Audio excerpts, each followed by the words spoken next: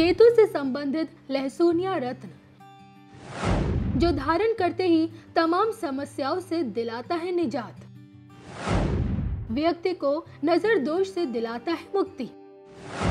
क्या है लहसुनिया की अद्भुत शक्तियां? लहसुनिया से निकलने वाली किरणों के पीछे का सच क्या है?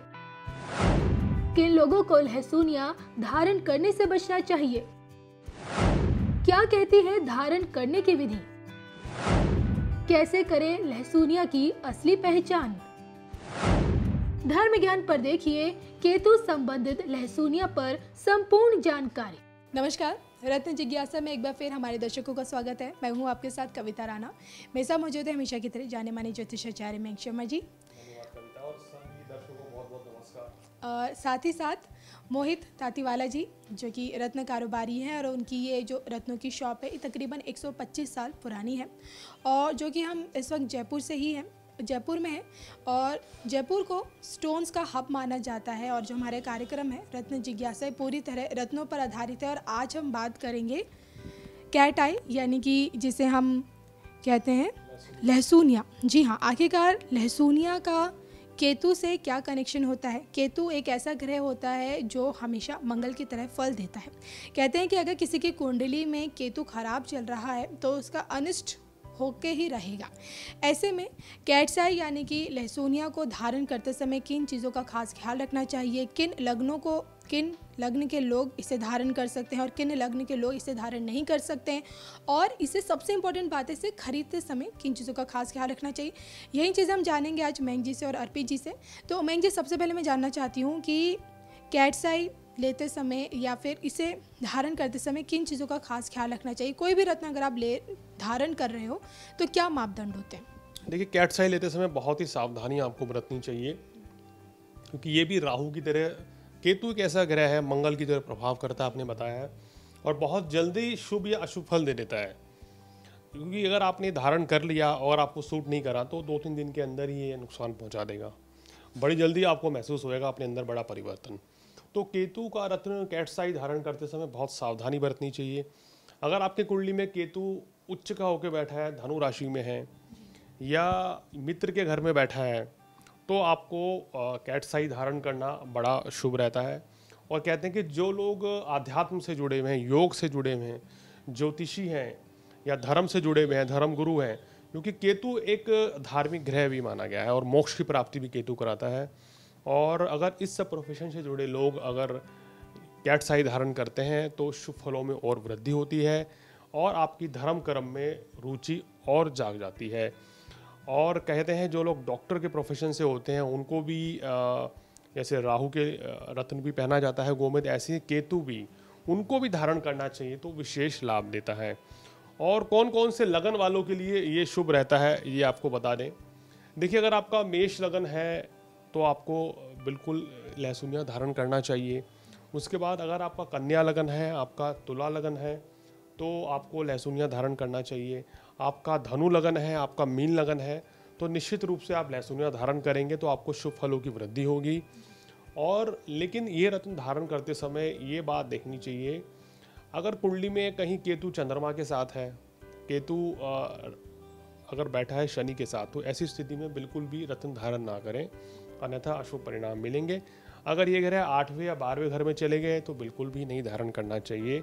केतु अगर 10वें भाव में बैठा है, केतु अगर कुंडली में आपके लगन भाव में बैठा है और उच्च का होकर बैठा है, या 3रे भाव में है, 6ठे भाव में है, 11वें भाव में है, तो आप लहसुनिया धारण करेंगे तो तभी आपको इसके शुभ परिणाम मिलेंगे, अन्यथा मानसिक तनाव परेशानी रहती है। कैट्स आई को पहनने से अक्सर हमने सुना है कि जिसके ऊपर नेगेटिव एनर्जीज हावी रहती है, ऊपरी बाधा, नज़र लगना, तो कैट्स आई धारण करने से वो नज़र बाधक दोष भी खत्म हो जाता है। हमें जैसे कहते हैं कि ज़्यादा जो पेरेंट्स होते हैं अपने बच्चों को कैट्स आई पहनाते हैं क्योंकि बच्चों को बहुत जल्दी नज़र लगती है। बिल्कुल आपने सही बोला है कि बच्चों को बहुत जल्दी नज़र लग जाती है, तो उनको हमने देखा है कि माँ बाप अक्सर कैट्स आई पहनाते हैं, तो वो बड़ा शुभ रहता है। लेकिन वो सब पहनाने से पहले भी आप कुंडली पर निगाह ज़रूर डालें, हो सकता है कि वो एक फ़ायदा मिले और नुकसान कुछ और ना हो रहा हो, तो इस चीज़ को भी देखना चाहिए। ये सब चीज़ें करके ही रत्न धारण करेंगे तो आपके लिए विशेष लाभकारी रहेगा। ऐसे कर्क लगन, सिंह लगन वालों को और मिथुन लगन वालों को, मकर लगन वालों को, कुंभ लगन वालों को ये बिल्कुल नहीं धारण करना चाहिए, क्योंकि इन लगन के ये शत्रु माने गए हैं। अगर ऐसे जातक धारण करेंगे लहसुनिया तो उनको अशुभ परिणाम भी झेलना पड़ सकता है, बड़ी परेशानी रह सकती है। क्योंकि ये रत्न धारण करने से क्या रहेगा कि क्रोध की अधिकता रहती है, और क्रोध की अधिकता में इंसान आवेश में आके कुछ भी गलत कदम उठा लेता है। तो रत्न हमेशा सोच समझकर धारण करें। शनि केतु का योग हो तो कभी गोमेद ना पहने। अगर गुरु केतु का योग है तो गोमेद पहना जा ये लहसुनिया पहना जा सकता है, लेकिन शनि केतु के योग में लहसुनिया बिल्कुल नहीं धारण करना चाहिए, अन्यथा आपको गंभीर बीमारी देगा, नुकसान भी देगा। अगर आपकी कुंडली में मंगल और केतु का योग बना हुआ है तो कुछ विशेष परिस्थिति में ही आप ये धारण कर सकते हैं लहसुनिया। लेकिन वो परिस्थिति ये होती है कि या तो ये अपने मित्र की राशि में बैठा हो, या फिर ये कुंडली में उच्च का होकर बैठा हो, या तीसरे छठे 11वें भाव में बैठा हो और केतु की दशा आ जाए 7 वर्ष की, तो आप गोमेद माफ़ कीजिएगा लहसुनिया धारण कर लें तो आपको विशेष लाभ मिलेगा। अगर आपकी कुंडली में लगन में या सप्तम भाव में नीच का होकर बैठा है केतु, तो कभी लहसुनिया धारण ना करें, क्योंकि ये आपके वैवाहिक जीवन को चौपट कर सकता है, और किसी किसी परिस्थिति में हमने देखा है कि डाइवोर्स तक भी स्थिति आ जाती है। बहुत से ज्योतिषी कह देते हैं कि सप्तम भाव में आपके केतु बैठा है, लगन में केतु है तो आपके वैवाहिक जीवन को खराब कर रहा है, नीच भाव में है, नीच दृष्टि से देख रहा है, तो आप लहसुनिया धारण करें, वैवाहिक जीवन अच्छा होगा। लेकिन ये एक भ्रांति है, इसको पहनने से और वैवाहिक जीवन में तनाव पैदा हो जाएगा और नुकसान परेशानी रहेगी। तो इसलिए बहुत ही सोच समझ के धारण करें। जब भी आपकी कुंडली में अगर सप्तम भाव में केतु बैठा हुआ है, वो शत्रु राशि में है, वो शनि की राशि में बैठा है, वो शुक्र की राशि में बैठा हुआ है अगर, तो आपको सोच समझ के धारण करना चाहिए, या ना धारण करें तो बेहतर रहेगा। बल्कि अगर हम मानते हैं कि आपका मकर लगाना है और सप्तम भाव में आपके केतु बैठे हैं कर्क राशि में, तो ऐसी परिस्थिति में जो सप्तम भाव का स्वामी है उसको मजबूत करें, यानी कि मोती धारण करें। अगर तुला राशि में बैठे हैं तो शुक्र का रत्न धारण करें, ओपल या फिर हीरा या फिरोजा, तो आपको शुभ फल मिलेंगे। तो इसलिए कहा गया है कि कोई भी रत्न अपनी मर्जी से ना पहने, सोच समझकर कुंडली दिखाकर पहनेंगे तो उसमें आप ही का भला है। मैं जी, जैसे कि आपने पिछले एपिसोड्स में बताया था कि पुखराज पहनते समय बाकी रत्न नहीं पहनने चाहिए, कौन कौन से नहीं पहनने चाहिए, ऐसे में जानना चाहती हूँ अगर किसी ने लहसुनिया यानी कि कैट्स आई धारण किया हुआ है, तो कैट्स आई के साथ दूसरे वो कौन से रत्न हैं जो बिल्कुल नहीं जाते, जो उल्टा आपको नकारात्मक प्रभाव ही देंगे? देखिए, कैट्स आई के साथ अगर आपने रूबी पहन लिया है यानी कि माणिक, तो हृदय संबंधी रोग परेशान करेंगे, हाई बीपी रहेगा, हार्ट अटैक की समस्या आ सकती है, आपके अंदर एग्रेशन ज़्यादा रहेगा, गुस्सा ज़्यादा रहेगा। मोती धारण करने से आपको डिप्रेशन हो सकता है, तो लहसुनिया के साथ कभी मोती भी नहीं धारण करना चाहिए। और इसके साथ आप मूंगा धारण कर सकते हैं क्योंकि इसका मित्र है, लेकिन कभी भी आपको पन्ना नहीं धारण करना चाहिए इसके साथ आप पुखराज धारण कर सकते हैं तो शुभ फल मिलेंगे। हीरा कभी नहीं पहनना चाहिए, ना ही कभी नीलम पहनना चाहिए, और ना ही कभी इसके साथ राहु का रत्न गोमेद धारण करना चाहिए। तो यानी इसके साथ आप केवल या तो मूंगा पहन सकते हैं या आप केवल पुखराज पहन सकते हैं। ये 2 रत्न इनके साथ पहनेंगे तभी वो इनका शुभ प्रभाव दोनों के साथ मिलकर बहुत ही अच्छा परिणाम मिलता है। लेकिन कुंडली में मंगल की स्थिति भी शुभ होनी चाहिए, मंगल योग कारक होना चाहिए, और बृहस्पति की स्थिति भी शुभ होनी चाहिए, और केतु की स्थिति भी, तब जाके आपको अच्छा परिणाम मिलेगा। जी, मुझे ये भी आप बता दीजिए कि इसे पहनते वक्त क्या सही विधि जो अपनानी चाहिए इंसान को, और कितने रत्ती का पहनना चाहिए? देखिए, कम से कम 6-6.25 रत्ती का सोन धारण करना चाहिए, और लहसुनिया जो है मंगलवार के दिन धारण करें तो विशेष लाभ मिलेगा। और इसका मंत्र है ओम केतुवे नमः। इस मंत्र का 108 बार आप जाप करें।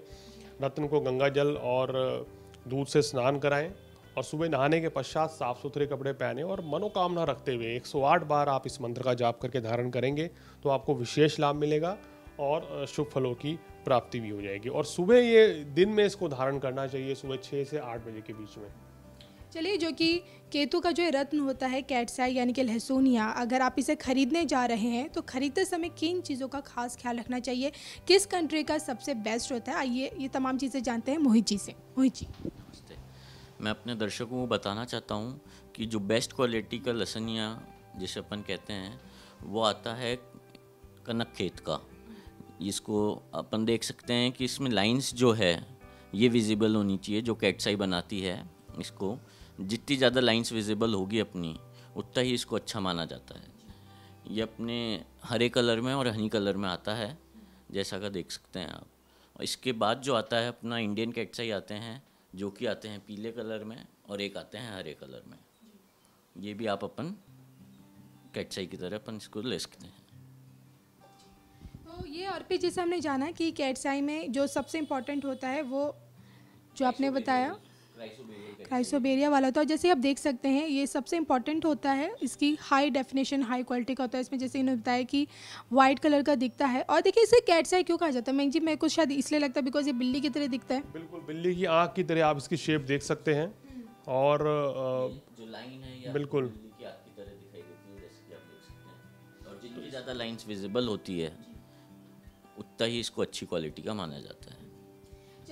तो अर्पित जी, मैं मोहित जी आपसे जानना चाहूँगा कि जैसे लोगों के मन में ये भ्रांति रहती है कि असली नकली की पहचान मतलब कैसे कर सकते हैं रत्न में, या पता लगा रहा कोई रत्न बहुत सस्ता है और किसी ज्वेलर्स ने उनको या किसी भी दुकान से लिया वो बहुत महंगा दे दिया, तो किस तरीके से हम जज कर सकते हैं कि भाई ये रत्न महंगा है या ये क्वालिटी ग्रीन वाला सस्ता आएगा? वो थोड़ा सा अभी दर्शकों को आप ज़रा प्रकाश डालिए इस चीज़ पर। बिल्कुल देखिए कैटसाई में बेसिकली अपने को ये देखने का होता है कि इसकी लाइन कितनी पतली है। जैसे आप देख सकते हैं इसमें लाइन विजिबल नहीं है और एक बहुत मोटी लाइन है कैटसाई की, तो ये स्टोन आपका सस्ता आएगा। फिर एक तरीका इसमें ये है, जैसे कि ये स्टोन देख सकते हैं इसकी लाइन बहुत विजिबल है, हिलती हुई लाइन है, आपको क्लियरली 3 से 4 लाइन इसमें दिखाई दे रही है जो कि हिल रही है, तो ये स्टोन महंगा है। और एक तरीका ये है कि आप सर्टिफाइड गवर्नमेंट अप्रूव्ड लैब से ही स्टोन्स परचेज करें, तो आपको एक अच्छे स्टोन्स मिलने की आशंका रहती है। क्या कुछ प्राइस में भी डिफरेंस होता है? जैसे आप बता रहे हैं कि ये बेस्ट क्वालिटी का है और मेरे को भी देखने में ये बड़ा प्रभावित कर रहा है ये वाला जो रत्न है, और इसको देखकर ऐसा मन कर रहा है कि इसको मैं आज खरीद के ले जाऊं। इतनी अच्छी क्वालिटी देखने में लग रही है। और मैंने ऐसे रत्न काफ़ी देखे हैं लेकिन इसमें देख रहा हूँ कम से कम 4 से 5 लाइन है मोहित जी, और ऐसा रत्न तो मैंने पहली बार देखा है। ये मतलब रेयरेस्ट ऑफ रेयर है, ये बहुत कम ये ज्वेलर्स के पास मिलेगा। तो क्या इसकी कीमत में और हरे वाले की कीमत में कुछ डिफरेंस रहता है? जी, आप जैसा कि देख सकते हैं क्वालिटी ये बहुत ही अच्छी है, तो इनकी प्राइस रेंज में बहुत ही ज़्यादा फ़र्क रहता है। ये एक बहुत अच्छी क्वालिटी का स्टोन है जो कि बहुत ही महंगा स्टोन है, और ये बहुत सस्ता स्टोन है। तो अब जैसे जिस आदमी की जो पॉकेट अलाउ करे उस हिसाब से वो इसको खरीद सकता है, पर ये बहुत ही विशेष स्टोन है जो कि महंगा स्टोन है। मैं अपने दर्शकों को ये कहना चाहूँगा कि अगर आप ये ग्रीन वाला भी कैटसाई लेते हैं तो ये भी आपकी पॉकेट को भी अलाउ करेगा और आपको निश्चित रूप से इसका लाभ भी मिलेगा। इसको पहनने से भी आपको काफ़ी फ़ायदा मिलेगा। और जो लोग अच्छा बढ़िया रत्न लेना चाहते हैं, महंगा रत्न लेना चाहते हैं बहुत अच्छी क्वालिटी का, तो उनके लिए तो फिर ये रत्न है ही, और इसका परिणाम तो फिर लाजवाब ही रहेगा। जी बिल्कुल। और जी, ये हमने आज अपने दर्शकों को बताया कि लहसुनिया यानी कि कैटसाई को आप कैसे पहचान सकते हैं, और बेस्ट क्वालिटी भी आपको दिखाई कि उसमें रेस कितनी ज़्यादा आ रही है। और अपनी पॉकेट के हिसाब से देखिए अलग अलग मार्केट में अलग अलग क्वालिटी के होते हैं, वहीं बात हो जाती है महंगी जी, आप जितना गुड़ डालेंगे उतना ज़्यादा मीठा होगा। तो ये हमने अपने दर्शकों को बताया कि आखिरकार जो केतु से संबंधित होता है कैटसाई यानी कि लहसुनिया, खरीदते समय क्या चीज़ों का ध्यान रखिएगा और पहनते समय एस्ट्रोलॉजिकली किन चीज़ों का आपको ख्याल से रखना चाहिए। और एक बार फिर मैं अपने दर्शकों को बता दूं कि आप कोई भी रत्न धारण करना चाहते हैं तो बिना कुंडली का विश्लेषण कराए आप बिल्कुल मत कीजिएगा। कोई भी सलाह, कोई भी परामर्श अगर आपको चाहिए तो स्क्रीन पर दिख रहे इस नंबर के ज़रिए आप महक शर्मा जी से डायरेक्ट संपर्क भी कर सकते हैं। इसी के साथ मुझे, मोहित जी को, अर्पित जी को और महक शर्मा जी को, हम सबको दीजिए इजाज़त। आप हमारी ये रत्न जिज्ञासा की सीरीज़ को पूरा देखिएगा। हमारे जितने भी पिछले के एपिसोड्स हैं वो बाकी अन्य रत्नों पर आधारित हैं। नमस्कार।